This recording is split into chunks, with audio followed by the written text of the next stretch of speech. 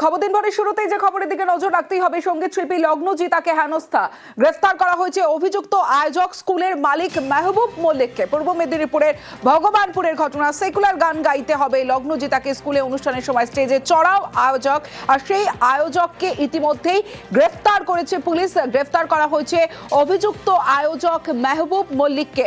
আমার সঙ্গে সুজিত ভৌমিক রয়েছে, সুজিতের থেকে আপডেট নেব। সুজিত, কিভাবে গ্রেফতার? কারণ এসপি আগেই জানিয়েছিলেন যে বিভাগীয় তদন্ত হবে ওসির বিরুদ্ধে, এবং তার এই যে মেহবুব মল্লিকের খোঁজ চালানো হচ্ছে, কিভাবে গ্রেফতার করা হলো মেহবুব মল্লিকের? আর মেহবুব মল্লিকের কোনো বয়ান পাওয়া গেছে? দেখো, মেহবুব মল্লিক বয়ান না দিলেও তার ভাই তার দাদার হয়ে ছাপাই দিয়েছেন এবং বিষয়টিকে লঘু করে দেখাতে চেয়েছেন, কিন্তু গোটা ঘটনায় চাপে পড়ে অভিযুক্ত কিন্তু গা ঢাকা দিয়েছিলেন, মোবাইল ফোন বন্ধ করে পালিয়ে যাচ্ছিলেন এবং বাইকে তাকে ভগবানপুরের কুলবেড়িয়ার কাছে আটক করে প্রথমে, তারপর গ্রেপ্তার করে তাকে কোর্টে পাঠানো এবং পুলিশে হেফাজতে নেওয়ার জন্য কিন্তু পদক্ষেপ পুলিশ নিয়েছে। এবং পূর্ব মেদিনীপুরের ভগবানপুরের একটি বেসরকারি স্কুলের বার্ষিক অনুষ্ঠান চলাকালীনই এই হুলস্থুল ঘটনা ঘটে।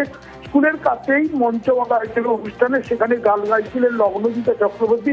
এই অনুষ্ঠানে হুলস্থুল কাণ্ড বেড়ে যায় এবং রীতিমতো সঙ্গীত শিল্পীর যেটা অভিযোগ, অনুষ্ঠান চলাকালীন মঞ্চে চড়াও হন মেহবুব মল্লিক, যিনি ওই স্কুলের কর্ণধার এবং অনুষ্ঠানের উদ্যোক্তা। মঞ্চে চড়াও হয়ে লগ্নজিতাকে মারতে যান বলেও অভিযোগ।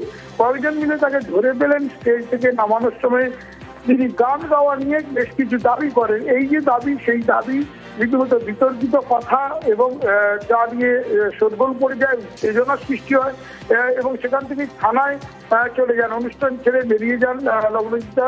তার অভিযোগ আরও রয়েছে, ভগবানপুর থানার ওসি অভিযোগ নিতে গড়িমসি করেন, পরে অভিযোগ জমা নেন এবং এটাও কেউ কিন্তু বলা যায় যে জেলা পুলিশ গুরুত্ব দিয়ে দেখছে তার বিরুদ্ধে, অর্থাৎ ওসির বিরুদ্ধেও বিভাগীয় তদন্ত করা হচ্ছে, পদক্ষেপ নেওয়া হবে যে কোনো মুহূর্তে, এটাই জানা যাচ্ছে। কিন্তু যে গ্রেপ্তারের পর যেটা জানা যাচ্ছে যে একেবারে প্রভাবশালী তিনি, স্কুলের যে বেসরকারি স্কুল চালানো, সেখানেই তার বলা যায় যে এরকম অনুষ্ঠান, এবং সেই অনুষ্ঠানে এইভাবে সঙ্গীত শিল্পীকে হেনস্থা। আর সঙ্গীত শিল্পী লগ্নজিতা তিনি ঠিক কি অভিযোগ করছেন, প্রথমে তার বক্তব্য শুনি। গানের লিস্টের আমার 7টা গান গাওয়া হয়ে গেছিল। আমি 8তম গানের দিকে যাচ্ছিলাম, যেটা আমি গাওয়া শেষ করেছিলাম সেটা হচ্ছে জাগো মা বলে একটা গান, যেটা এই পুজোতে দেবী চৌধুরানী বলে একটা ছবি রিলিজ করেছে। এইটা সেই ছবির গান, অবভিয়াসলি আমি গেয়েছি ছবিতে। যখন আমি কথা বলছিলাম, হঠাৎ আমরা রিয়েলাইজ করলাম যে একজন মানুষ স্টেজের দিকে ছুটে এলেন, উনি স্টেজে উঠে গেলেন এবং even before we could realise anything উনি আমার প্রায় এরকম একটা ডিস্টেন্সে চলে এলেন। প্রত্যেকে দেখেছেন যে উনি আমাকে মারতেই আসছিলেন স্টেজে। 2-3 জন এসে ওনাকে সরিয়ে নিয়ে গেল এবং যখন উনি আমাকে মারতে পারলেন না এবং সবাই মিলে যখন ওনাকে ধরে টেনে নিয়ে সরিয়ে নিয়ে যাচ্ছে, তখন উনি চিৎকার করে বলেন যে অনেক জাগমা হয়েছে, এবার একটু সেকুলার গা, মানে তুই তো কারি, মানে আপনি টাপনির কোনো ব্যাপার নেই। মাইক্রোফোনের থ্রু দিয়ে এই কথা বাইরে গেছে এবং এই কথা প্রত্যেকে জেনেছেন। এরপরে তো আর অনুষ্ঠান করা সম্ভব না। আমি অডিয়েন্সকে শান্তভাবে জানিয়ে অনুষ্ঠানটা শেষ করে আমি ভগবানপুর পুলিশ স্টেশনে গিয়ে একটা জেনারেল ডায়েরি করি। অন্যদিকে যে মেহবুব মল্লিক, যাকে অভিযুক্ত, যাকে গ্রেফতার করেছে পুলিশ, অতিরিক্ত টাকা চেয়েছিলেন লগ্নজিতা, পাল্টা দাবি অভিযুক্ত মেহবুব মল্লিকের পরিবারের। অন্য একটা নর্মাল ঘটনা, ওনাকে টাইম দেওয়া হয়েছিল 4টা, মানে উনি টাইম দিয়েছিলেন 4টায়। আমরা শীতের কারণে ওটা দেরি হয়ে গেছিলো, 6:30 বেজে গেছিলো। উনি এটাতে খুব রেগে যান, দিয়ে এক্সট্রা টাকার জন্য ডিমান্ড করেন। আমরা ওতে রাজি হইনি। আর উনি যে গানটা গেয়েছিলেন, তো ওই গানটাকে বলা হয়েছিল যে আপনি আরেকটা অন্য যে কোনো সেকুলার গান, এটা নর্মাল। তো উনি এটা মনে করেছেন যে উনার মনে প্রেস্টিজে লেগেছে, দিয়ে সঙ্গে সঙ্গে প্রোগ্রাম বন্ধ করে দেন এবং উনি থানায় এসে কমপ্লেন করেন। কত টাকা ডিমান্ড করছিলেন? উনি 50,000 টাকা এক্সট্রা ডিমান্ড করছিলেন। তো এই মুহূর্তে তো আপনার দাদাকে ওনার অভিযোগের ভিত্তিতে অ্যারেস্ট করেছে, আইনি পদক্ষেপে যা চলবে। আপনারাও পাল্টা কি আইনি পদক্ষেপ নেবেন? হ্যাঁ, আমরা আইনি পদক্ষেপ নেব।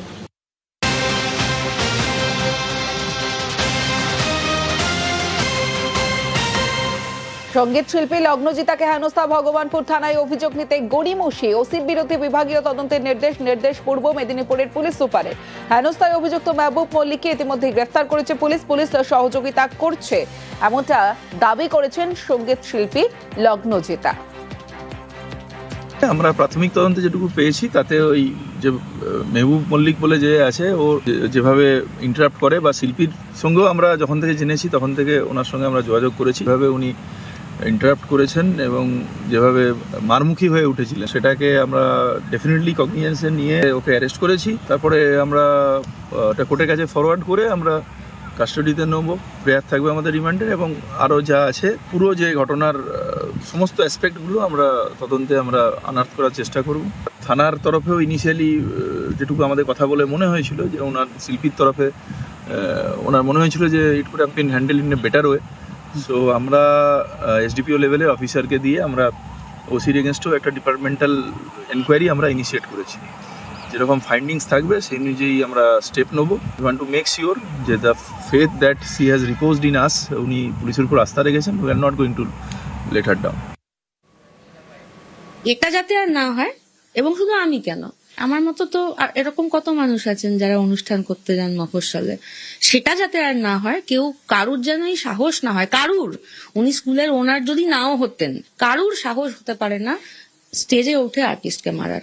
আমাকে পুলিশ এবং প্রশাসন সাহায্য করেছেন। আমার 26 তারিখ আরামবাগে শো আছে, এবং আমি 26 তারিখেও গতকালের মতোই 7 নম্বরেই জাগমা গাইবো, এবং আমার পুলিশ প্রশাসনের উপর সম্পূর্ণ আস্থা আছে। আমি শিওর আরামবাগ থেকে আমি শো সম্পন্ন করে ফিরবো, এবং আমাকে কেউ স্টেজে মারতে ওঠার সাহস পাবেন না এরপরে আর। লগ্নজিতাকে হেনস্থা, নিন্দা সঙ্গীত শিল্পীদের।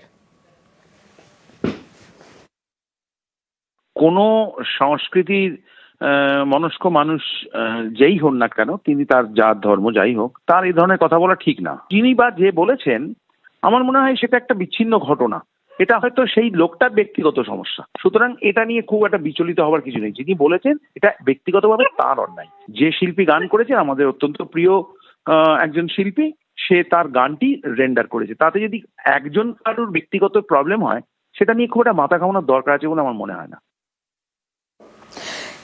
এই যে গাড়ির ছবি দেখছেন, এই গাড়িতেই নোরা ফাতেহি তিনি যাচ্ছিলেন মুম্বাইয়ে সানবার্ন ফেস্টিভ্যালে, আর সে সময় দুর্ঘটনা।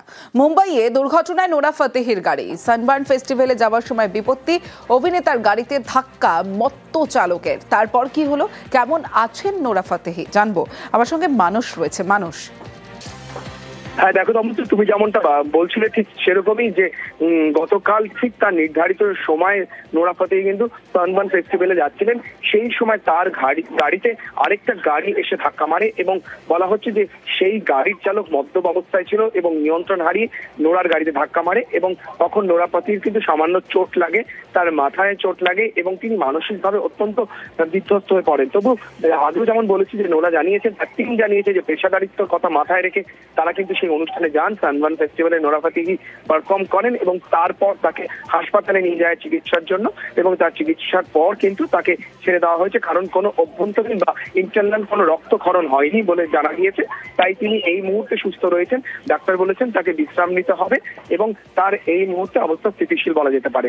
তবে যেটা বলে রাখা যে নোরা মানসিকভাবে অত্যন্ত এই দুর্ঘটনার ফলে আঘাত পেয়েছেন, তাই জন্য একটা ট্রমার মধ্যে রয়েছেন, তাই তিনি কিছুটা বিশ্রামের জন্য সময় নিচ্ছেন। আর ভবিষ্যতে যাতে এই ধরনের ঘটনা না ঘটে তিনি সেটাও প্রত্যাশা করছেন। তবে সেই মদ্যপ গাড়ির চালকের বিরুদ্ধে ব্যবস্থা নেওয়া হোক, এমনটা কিন্তু নোরার টিমের তরফ থেকে জানানো হয়েছে। অবশ্যই বেশ। I'm okay, suffering from pain for some time. Thank God I am alive. Very, very, very scary, terrifying, traumatic moment. I'm slightly still traumatized. No drunk driver was going to get in that kind of opportunity.